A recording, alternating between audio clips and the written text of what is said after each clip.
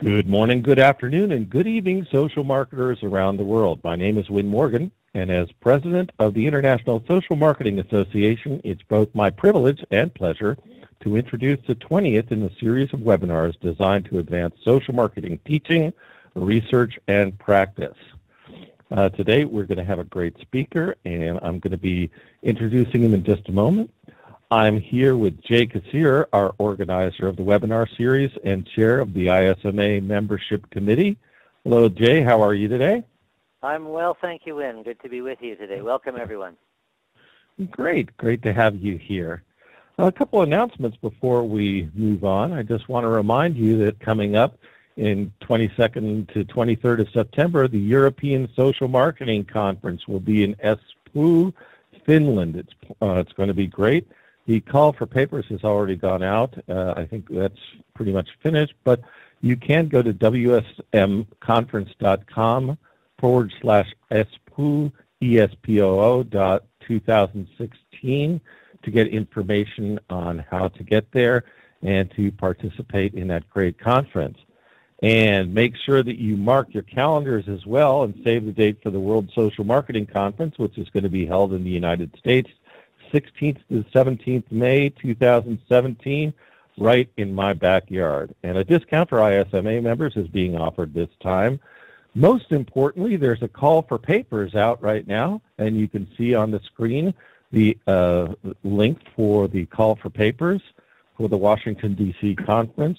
We do hope that you will soon submit your conference paper idea, and we look forward to seeing you up on stage at the World Social Marketing Conference. I believe the deadline for submission is mid-September. Great. Thank you very much, Jay.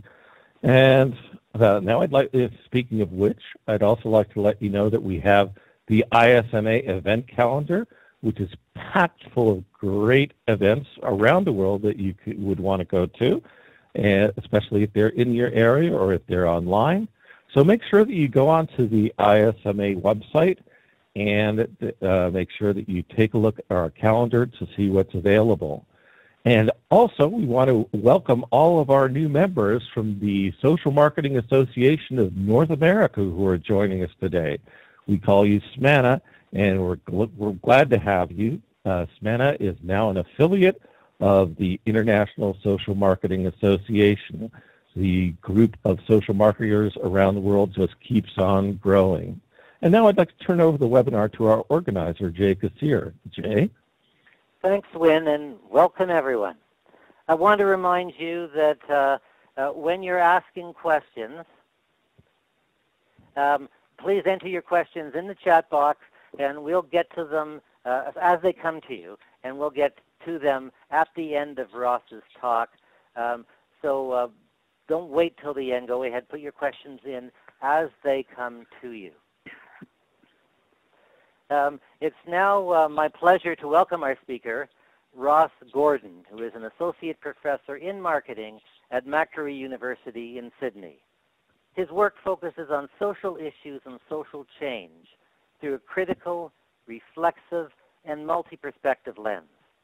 Ross is the president of the Australian Association of Social Marketing, AASM. He's also currently a visiting research fellow in social marketing at the Open University, a visiting academic at London School of Economics and Political Science, and honorary senior fellow at the University of Wollongong Faculty of Social Sciences. His expertise lies in social marketing, consumer cultures, and critical marketing teaching and research. He's been a principal or named investigator on projects attracting over $6.5 million in research funds in Australia, UK, Europe, and India. He's published over 60 academic journals, book chapters, and conference papers, including in outlets such as the European Journal of Marketing, Journal of Business Research, Marketing Theory, Journal of Services, and so on. He's also delivered numerous client reports and invited speaking engagements. Ross co-authored a leading textbook on social marketing and social change with Jeff French and Ross Gordon, and he's a keen player and fellow and follower of sports, including playing football for Macquarie University, some tennis and cycling, loves traveling, enjoys current affairs, and is a big music fan and occasional techno DJ. Ross, over to you. Thank you, Jay. Welcome, everyone. So, morning I'm going to talk about the use of narrative videos for health and well-being, and particularly I'm going to focus on how we used storytelling to actually influence the behaviour change around energy efficiency. So, first of all, I'd like to start by thinking about what makes a good story. So, if we think of a story that you really like, you need to consider what were the key elements of that story that made it really good, that make it enjoyable. Okay, was it the plot line? Was it the characters in it? Was it the end result of the story and the punchline? And how would you think about telling a story to actually influence people and to influence behaviour change? Because that is what this presentation this morning is focusing on. So what I'm going to talk about today is how we can potentially use storytelling as a method for behaviour change and social marketing and social change. So what I'm going to talk about this morning, first of all, is to introduce the background context of the project that I've been working on, which is called the Energy Plus Illawarra project. I'll then talk a little bit about the power of storytelling and why I believe that storytelling is something that social marketers can and should use. I'll then talk a little bit about the method for storing energy efficiency that we undertook in our energy project, and then really focus on three key questions around making storytelling videos. First of all, how was the narrative made? Secondly, who tells the narrative? And lastly, where is the story told? And then finishing off for today with some implications and thoughts on the future for storytelling and social marketing, and then obviously open to questions and comments at the end. So as I mentioned, this presentation is based around our use of storytelling in a big energy efficiency project here in Australia, which is called Energy Plus Illawarra. And essentially, this was a community energy efficiency program that was funded as part of a competitive grant from the Australian government. And in this project, our focus was on working with a range of project partners, including the local development agency, with aged care providers, and also with community organisations. And our aim was to develop, deliver, and evaluate a comprehensive social marketing program to help support energy efficiency, but also comfort and well-being in the home of low-income older residents of the Illawarra region. And for those of you that don't know, the Illawarra region is an area just south of Sydney in New South Wales.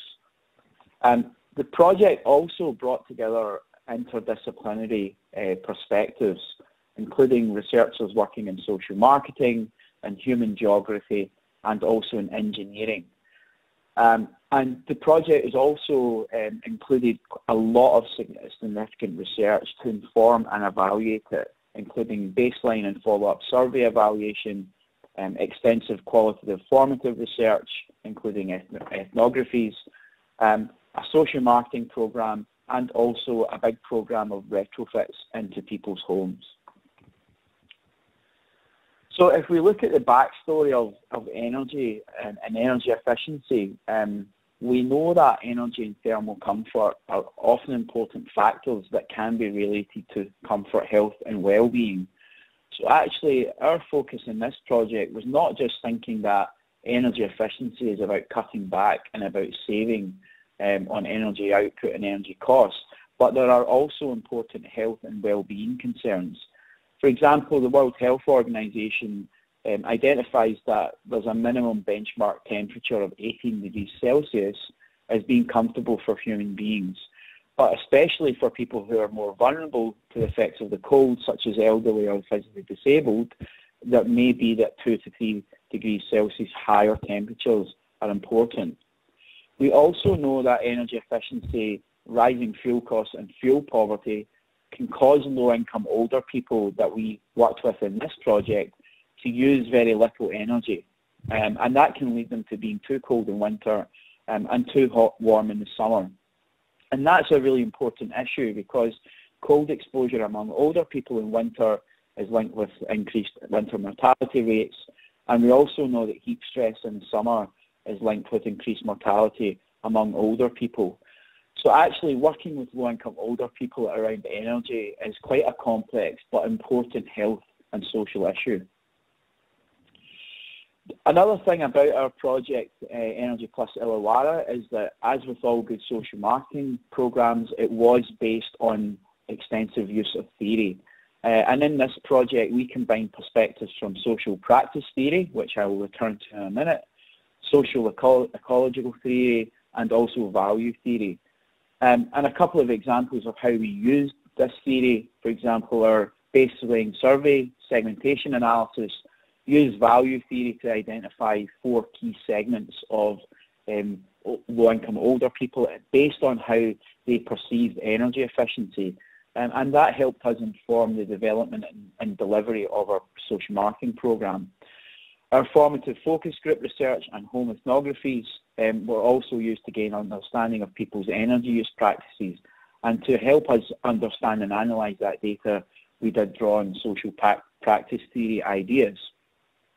Our social marketing program that we developed drew upon a broad range of techniques, tools and strategies, and taking a social ecological approach. So again, linking back to the theoretical format for the project.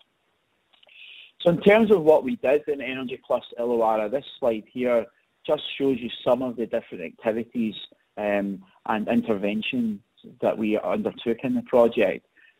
From doing website and social media to home energy books to delivering energy efficiency products, community training, media and stakeholder advocacy, and a big package of energy efficiency retrofits in people's homes. But what I would like to focus on for today is to focus on the narrative videos and what we actually did in using storytelling for the social marketing project. So as kind of already mentioned, we were interested in using ideas from social practice theory to understand people's energy use practices.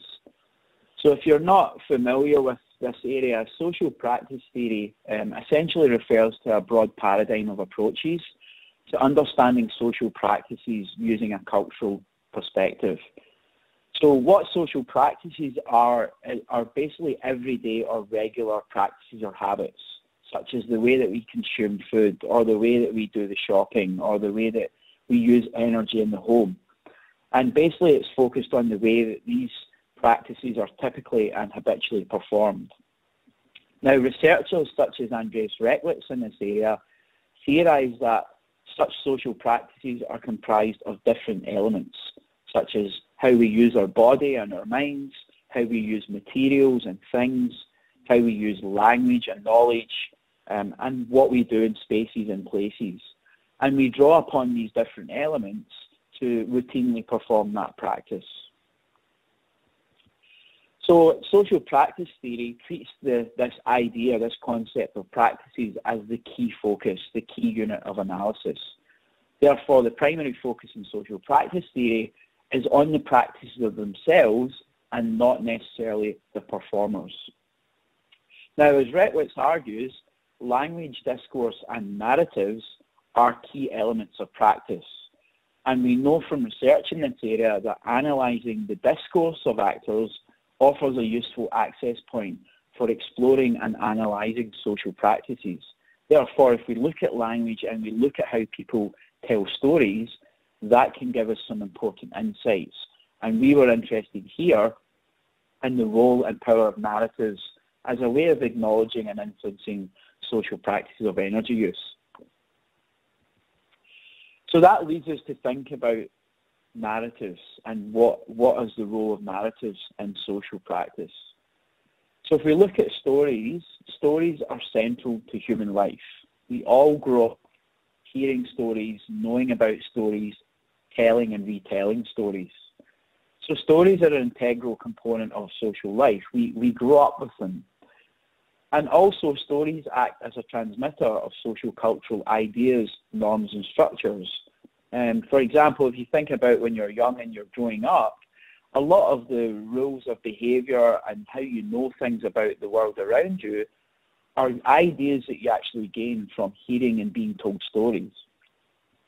So researchers in the area of storytelling, such as Barthes, have identified that there is always narrative, and all humans, groups and cultures have their stories.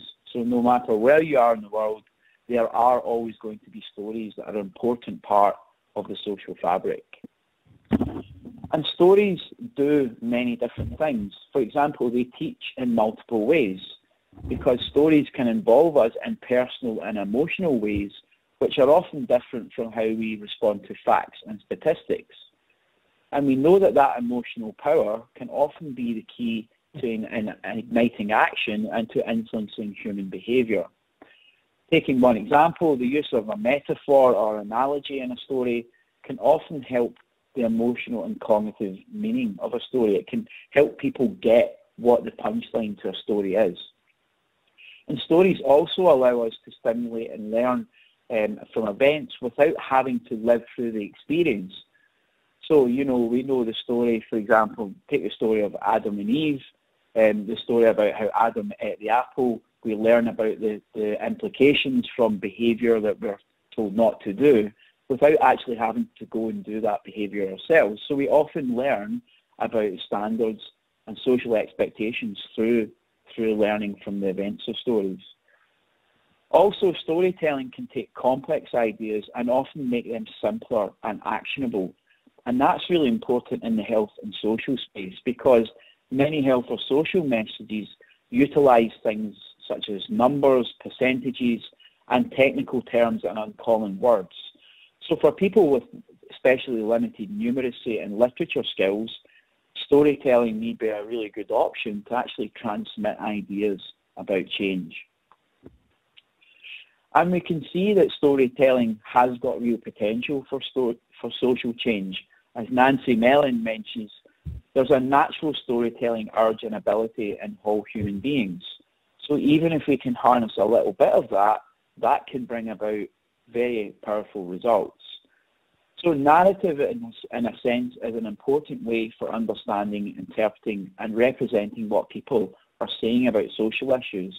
And narrative and storytelling is starting to be used in the social change arena. For example, Baranowski and colleagues have reviewed how video games can be used with stories to support health behaviour change among young people.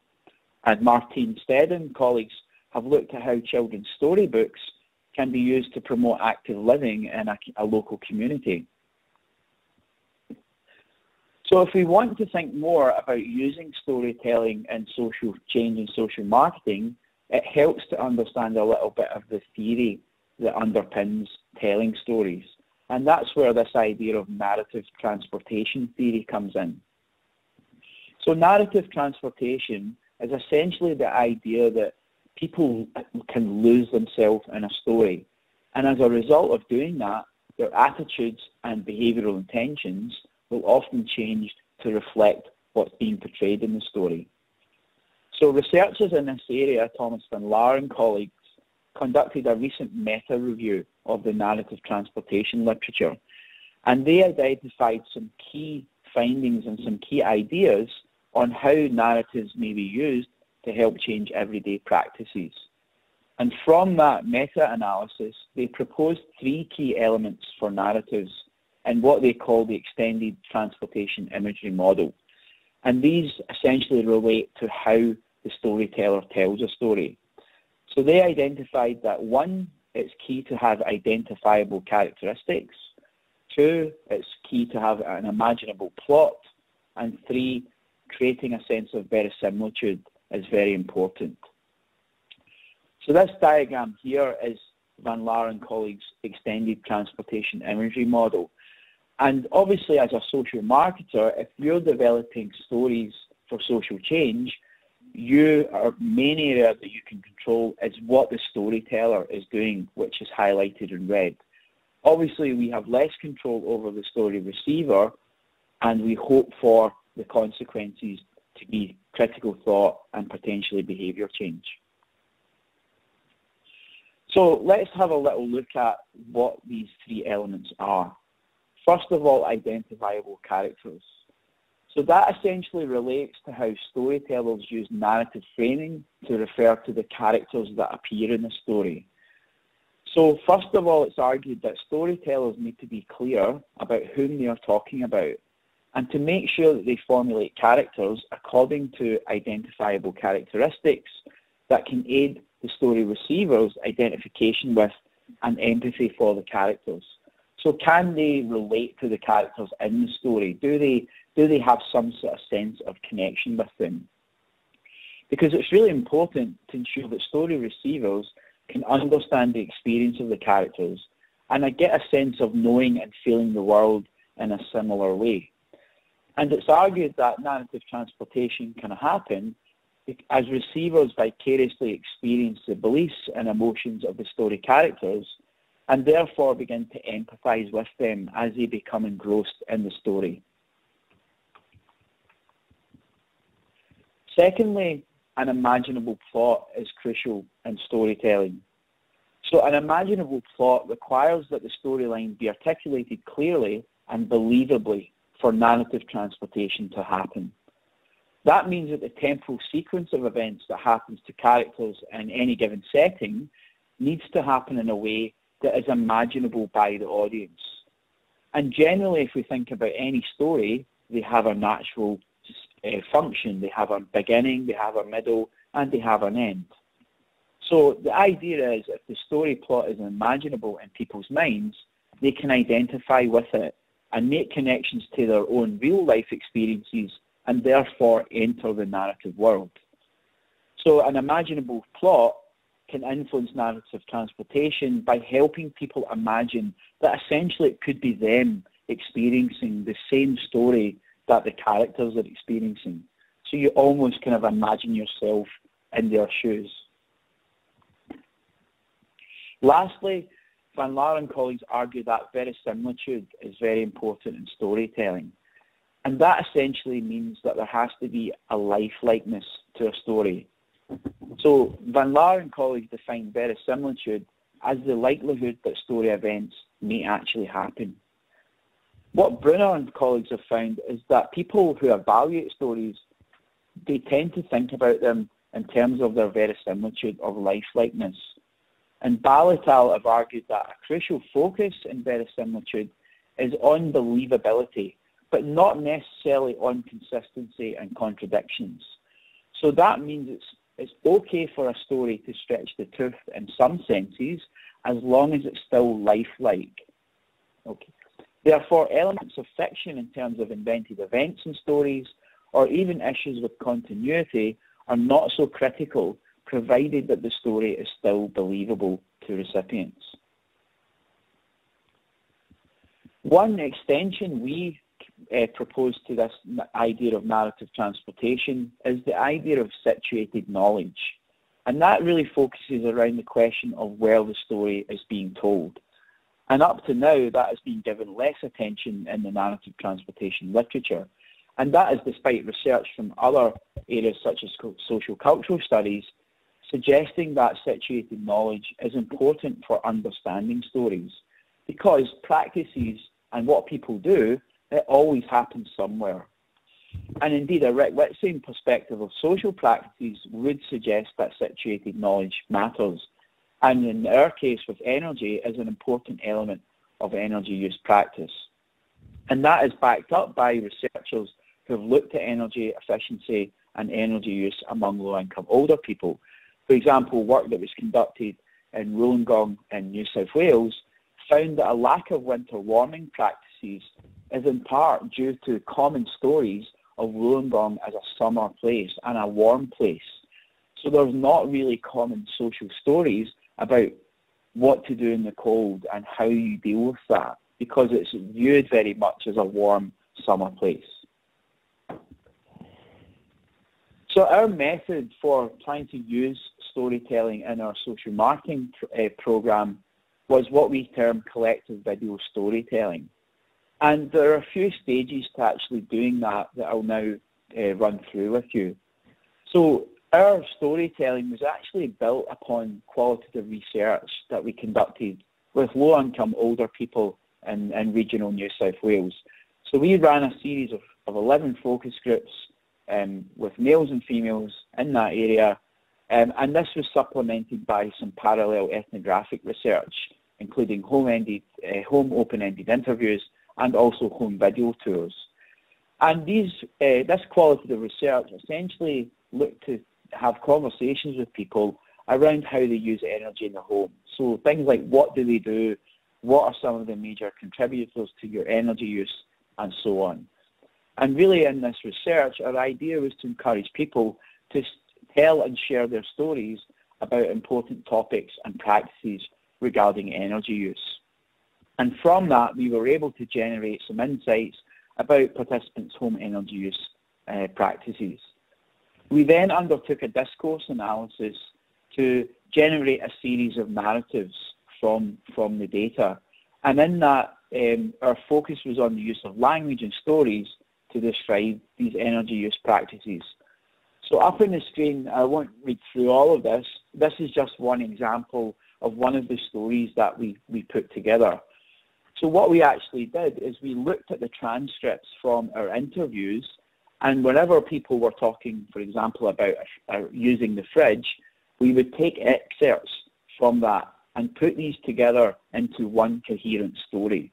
So this is one example of various different stories from different people that's been created and put together as if it's one continuous story about using the refrigerator. So we did this for a series of different energy use practices to create that series of stories. So what we did is we created stories across 10 different energy use practices that we found were important for our participants and are also identified as using a high proportion of household energy. So we have from using fridges to thinking about star ratings, doing the laundry, using hot water, heating, cooking, and so on and so on.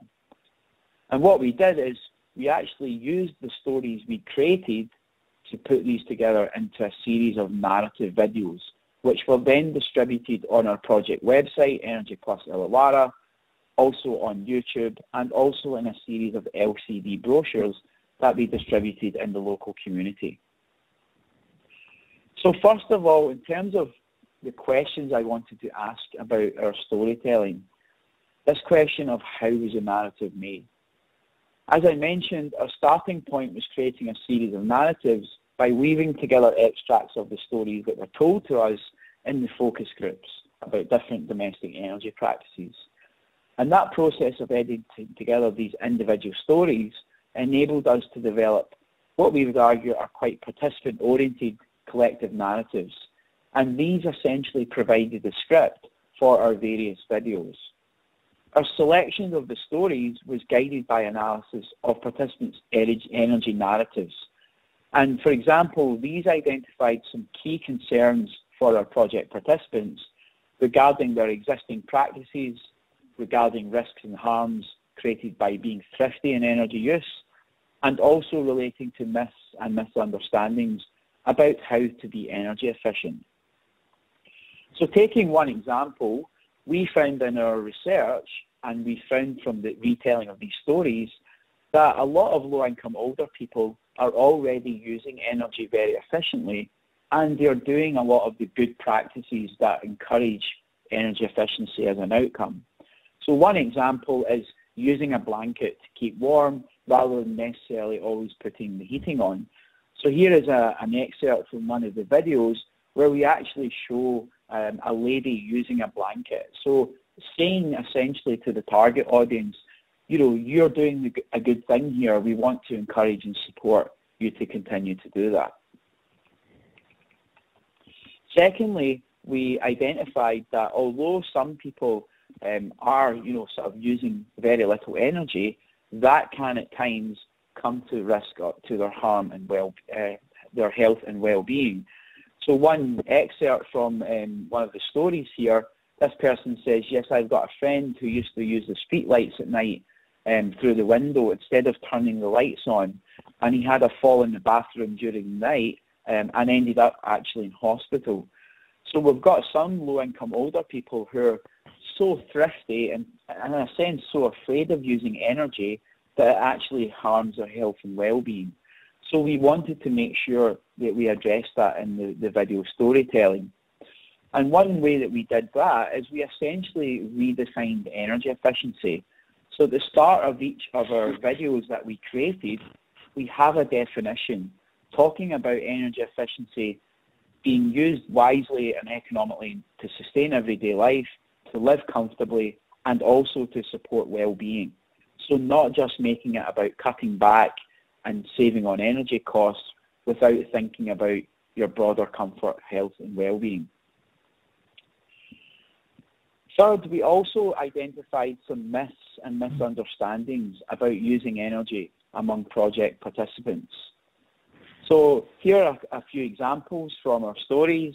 One person says, yeah, I wonder about silly things like when I open the fridge door, does that use a lot of energy? Does all the energy escape? And when I'm making a cup of tea or coffee, you know, what should I do?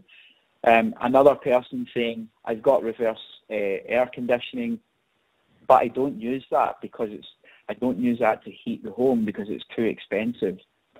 So we actually identified that although a lot of low-income older people are using little energy and being quite energy efficient, there are some misunderstandings that we had to address in our videos. So one example of how we did this is shown on the screen here, and this relates to the story about reverse cycle air conditioning. So although air conditioners in the summer are not necessarily a very efficient way to cool the home, they are one of the most efficient ways to heat a home in the winter. So here we put information during the storytelling video telling people about that it can be 2.5 to 6 times more efficient than using an electric heater. So essentially providing a counter narrative to those myths and misunderstandings. Okay, next I wanted to look at the questions of who tells the narrative and where is the narrative told. And these key themes were integrated into the story elements following the ideas from narrative transportation theory. And to do this, we tried to ensure that each narrative video was created to feature identifiable characters, created using an imaginable plot, also made sure that there was a sense of verisimilitude and an acknowledgement of situated knowledge. So starting off with identifiable characters, in each video, the narrators and characters possess identifiable characteristics relatable to low-income older people who are our target audience. And the way that we did that is we actually featured real project participants' voices, faces, bodies, technologies, and homes.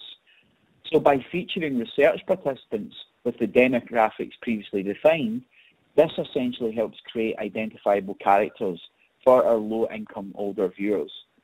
So I'll show you one short video excerpt that shows you some of the participants in our project. The man told me by opening the door we disturb the air in there and probably cause most of the cold air to come out.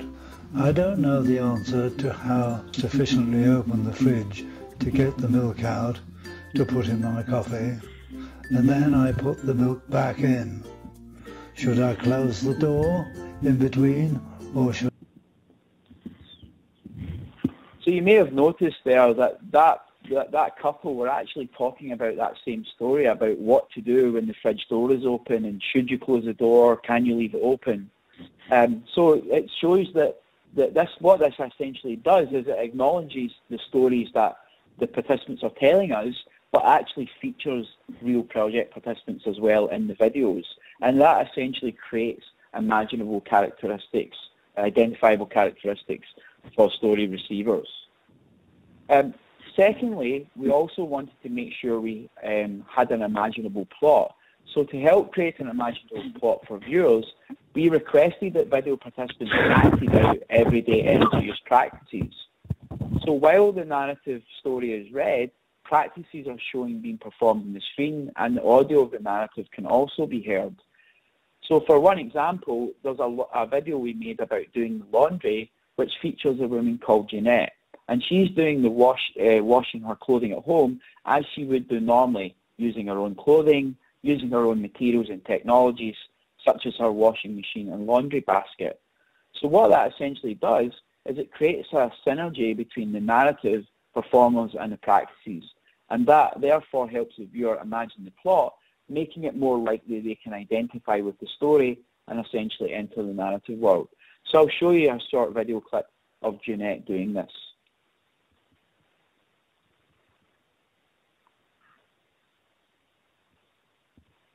I also have a little clothesline inside that I use for smalls, like underwear. Sunshine comes through the window and it dries just fine. But I do like to hang most of my washing out in the sun and wind because I love the smell and knowing that I'm saving money. So again, by getting our participants to actually act out real life stories in the videos, it creates that imaginable plot. People can imagine, well, that could be me doing the laundry, or that's what I might be doing at home. So in that sense, that kind of talks to those ideas from narrative transportation theory that are important in telling a good story that can influence change. And with verisimilitude, that was likewise achieved through the use of the project participants, through them telling the stories based on the interview transcripts, and so on. So for example, in the personal cooling video, Peter comes into an air-conditioned shopping mall during the hot weather. He then collects a drink and a snack from a stall, and he sits down at a table where he meets a young woman who he appears to know. The woman sits down, they appear to start talking, although their words cannot actually be heard. However, in real life, Peter and the woman are not actually talking about anything. So when we shot the video, they're acting it out. They're pretending that they're talking. But that's okay, because verisimilitude tells us it has to look lifelike. It doesn't actually need to be real as long as it's believable. And another example, in the cooking video, a woman called Jeanette is shown apparently cooking a chicken in the oven. However, again, this was entirely staged. So when shooting the video, we used a thawed chicken that was shown being taken out of the fridge by Jeanette, and then we actually purchased a pre-cooked barbecue chicken, and that was shown being taken out of the oven later on. So even though these segments of the stories are not exactly real, the way it is shown makes it appear to be believable and lifelike, therefore creating a sense of verisimilitude. So I'll just show you the quick excerpt from Peter's video about that. Yeah, just to escape the heat. And while you're there, you can be social, meet up with friends, and get a drink or a bite to eat. You can wander around in the air conditioning, and it's always nice and cool. And you have to do what you can and use what you've got to be comfortable through the hot summer and look after your own health and well-being. And if you save money too, well, that makes it well worth it. Okay, and then last point was relating to situated knowledge in storytelling. So with the consent of our project participants, the start of each video identifies who the participants are and also where they live. And the video narrators are located in their own home or in areas in the local community, using their own appliances and materials or local spaces and places that are relevant to the topic of the video. So here, situated knowledge and acknowledging the spatial is important, as the various practices that consume energy to help sustain the social, emotional, and sensual relations that comprise home places. So again, I'll show you an excerpt from one of the videos that shows where the person lives, and shows them what their name is as well.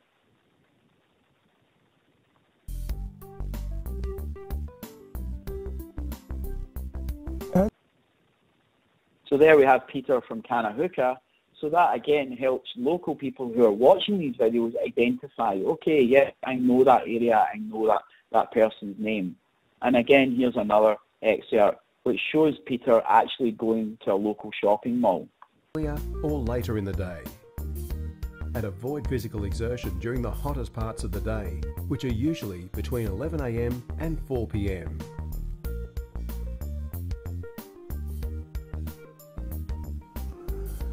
Another way I get by is to pop into town or a shopping centre for a couple of hours. That way I'm getting out of the house and into the air conditioning. On a hot day in summer, so that shopping mall that you see Peter walking around in is actually a very well-known shopping mall called Dapto Mall. And actually for a lot of the low-income older people in our participants in our program, they would know and recognise that shopping mall and can identify with it. So again, it creates this sense of situated knowledge and acknowledging the spaces and places in which this energy use is happening. So in terms of using these storytelling videos, we argue that there are some important practical implications for stories and social change. And we would argue that it's important to acknowledge the elements of social practices when using storytelling and social marketing. And we would argue that our experience from using the narrative transportation theory literature and from putting our videos into practice would be that using identifiable characters, creating an imaginable plot, generating a sense of verisimilitude and making your story lifelike, and also incorporating situated knowledge are very important. Our addition of situated knowledge would suggest that there can be an extension of the existing narrative transportation model that was developed by Van Laar and which I showed earlier. But it's still early days for storytelling and social change, and I would argue that future research across different contexts and relating to different social change issues and with different participant groups can help extend knowledge and understanding of that. Furthermore, we need more evaluation research on the impact and effects of narratives and social change, because really it's important to demonstrate that they can be effective in actually changing behaviour. However, in our project, we've identified that narratives can be an effective strategy for influencing energy efficiency and comfort, well-being and health. And that opens up possibilities as an approach to promote other pro-social behaviours. And the way that we can tell this is we actually have undertaken some evaluation research. So first of all, we tested our narrative videos using cognitive neuroscience techniques. In particular, we used what's called EEG to actually measure people's brain responses as they watched the videos. And that research found that the videos were effective in influencing people's cognitive engagement. So low-income older people were paying attention to the videos and were engaged in them. That it influenced their emotional response. It influenced their imagination. So at the part of the story when they should be imagining themselves in the plot, that was happening. And also, and very importantly, towards the end of each video, when the information on how to be energy efficient was delivered, there was extensive cognitive and memory processing. So that tells us that gives us an indication that in terms of brain response, these videos are doing what we want them to do. Furthermore, we also conducted a longitudinal cohort survey, including with a control group, that found our social marketing program had a statistically significant and positive influence on participants' attitudes, on their value perceptions towards energy efficiency, on their perceived thermal comfort in the home, and also their energy efficient behaviours. And obviously the narrative videos were an important component of that. So we argue that from this Energy Plus Illawarra project, there is some good ideas here and some good suggestions that storytelling can be very useful in social marketing.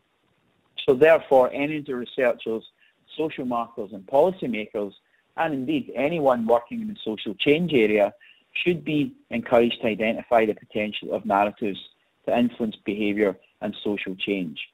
And for more information on the Energy Plus Illawarra project and the different aspects of that, please do consider having a look at the website, which is www.energyplusillawarra.com.au. Thank you, and please open to questions. Thank you, Ross, and we do have a number of those. So let's start with the ones from Kelly. So first of all, she's interested because she also deals with an elderly audience, and she's interested that it looks like you're doing home visits with them, and she wants to know, because often elderly people are reluctant to have people come into their homes that they don't know. How do you get them to sign up for these home visits? That's a good question. So I would agree that working with low-income older people, we have to build relationships. So we took a long-term view in this Energy Plus Illawarra project where we put a lot of resource into person-to-person contact. So, for example, even with our longitudinal survey, we actually do that face-to-face in people's homes, and we use an iPad and research assistants to do that. And what that actually does is it starts to create an element of trust and a kind of relationship between the social marketing program agents and the project participants. We did find that working with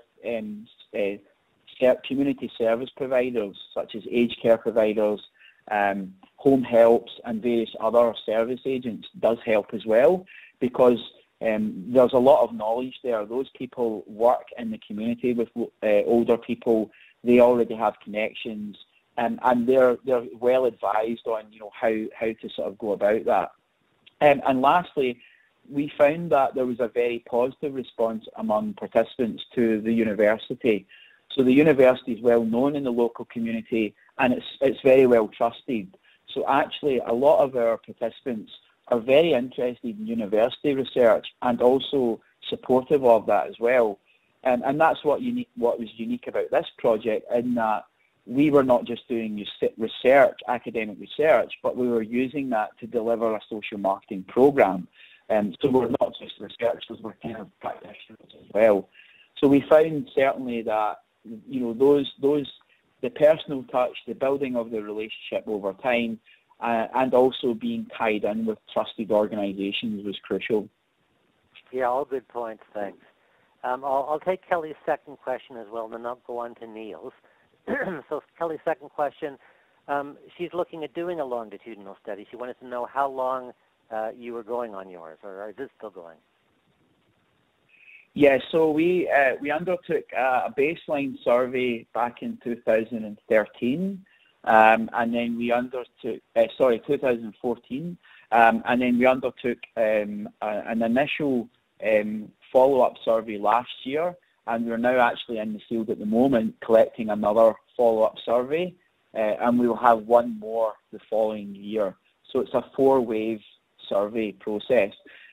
We would like to continue collecting data long into the future, but unfortunately the funding will expire at that point. However, we are trying to look at ways whether we can self-fund the continuation of collecting the data. As I mentioned, our project participants have been very interested in the research and the research findings from the project. So we keep them regularly up to date with that. We provide updates by mail. When we go and see them, we provide updates. We send emails and web updates to them as well. And they're very keen to stay engaged. So we've actually found that our attrition rates, our dropout rates from the evaluation survey have been quite low, because our participant group are actually very proactive and engaged in the project and want to stay involved. So that's been quite positive for us. That's a great model, having the ongoing measurement. So many programs stop, right at the end of the program. They might do 3 months or something. So kudos to you for doing that. I think it's really important to be able to have data on persistence. That's correct. Yeah, that was essential for us. And it's also, this project was funded by the Commonwealth Government as part of a competitive grant scheme. And a lot of the findings from this project and similar projects funded on the same programme are being fed into government policy. So if this stuff is going to influence government policy, we really need to have good evaluation data available. And the only way to do that is to have persistence data. Okay, I'll move on to the question from Neil Hopkins. Question about how you chose to go with a positive rather than a fear-triggering campaign. He's saying, I'm delighted to see that your work is so positive, but I'd like to understand how you decided on the practical/positive angle rather than fear-triggering campaign. Sure. Yeah. I mean, basically, that's because of what the evidence suggests. I mean, my reading of the evidence on fear campaigns is they're not necessarily the most effective way to promote behaviour change. And I was lucky and fortunate in this project to work with some fantastic colleagues in human geography and engineering, and also local social service providers who all were rallied around the same idea that, you know, this should be a positive project. This should be about harnessing the expertise and knowledge of low-income older people already. And as I mentioned throughout the presentation, people in this demographic have got a lot of knowledge and insight about energy. A lot of them are using very little energy. So we can't go in and tell people they're doing the wrong thing or try and scare them into doing something different. It's more about empowering and enabling, I feel. And that's really the way I've always taken my approach to behaviour change and social marketing. But as I said, my colleagues that I worked with in this project all have a similar mindset. So we were very fortunate to all rally around this kind of more positive, uplifting approach to the project. Thank you. A question from Wynn. You talked about the importance of having situations in the stories that your audience can relate to. And Wynn's question is it better for the characteristics to reflect the aspirational identity of the audience or the self-perceived, I imagine that's how they see themselves as actually being rather than what they would like to be, identity of the audience? Well, this is an interesting question. It really does depend. So like anything in social marketing, we have to create materials and practices around that are appropriate to our target audience. So, for example, if I was going to make a storytelling video targeting young people, I would go about it in a very different way. You know, we found in our pilot research, for example, that low-income older people wanted something that was more realistic to them and more identifiable directly to them, rather than, I guess, more fanciful and imaginative. And also, when it comes to actually giving them advice about behaviour change, they wanted straight facts. You know, they want plain black and white, you know, big letters, very simple, not anything fancy like animations and you know, sort of all very, very exotic. But there's lots of research on storytelling with different audiences, for example, younger people, that suggest other approaches are more appropriate. So I would suggest in response to Wynn's question, it really depends on who your audience is. And that's where that formative research and also extensive pilot testing is really crucial. So as I mentioned at the end of the presentation, we actually pilot tested these videos in a couple of ways. We did traditional focus group testing, but we also did the cognitive neuroscience testing as well. And from that, we gained some further insights to refine and adapt the video storytelling. So I think that it's always important to have that background research with your audience and know your audience, and also make sure you do pilot testing. Thank you, Ross. I think that's a great note to end on, and I'm afraid we're going to have to end at this point because of time. So thank you to Ross for a really nicely laid out talk on how to bring these, make the storytelling really work effectively. And thank you for the participants in today's webinar as well. As you leave the webinar, you'll be offered the opportunity to fill out a short evaluation form, and we depend on your answers when developing our upcoming webinars and for our testimonials as well. So please let us know what's working for you and what you'd like us to do differently in the future. Thank you, Wynn. Our next webinar is using community-based social marketing to reduce driving and greenhouse gas emissions with Sunny Knott from King County Metro, coming up September the 27th. And so this is a relatively large program. that we think you'll find quite interesting. It was recently designated a landmark by Tools of Change. And finally, thanks to Wynn, who helps make these webinars an important part of ISMA member offerings. Wynn, back to you. It's always a pleasure, Jay, to be part of the webinar. You know, you're the one who makes it look easy, and I know you spend a lot of time on organizing the program, making sure that it goes well, and we really appreciate it. Ross, thank you for your presentation on narrative practices in social marketing. I hope we can have you come back for another webinar in the future in our webinar series. But we did really appreciate your talking about narrative practices. I found it really fascinating. I'm sure our participants did too. And to our members and our participants today, in today's webinars, thank you for your continued support and your participation. It's your membership dues that make this possible, and we do really appreciate your dues and your donations. So we hope to see you at our next webinar, In Motion Using Community-Based Social Marketing to Reduce Driving and Greenhouse Gas Emissions with Sunny Knott on September 27th and 28th. And until then, keep visiting the ISMA website, share your events on our calendar, exchange resources, and keep up with our Career Center. Until then, this is the International Social Marketing Association. We now conclude today's webinar.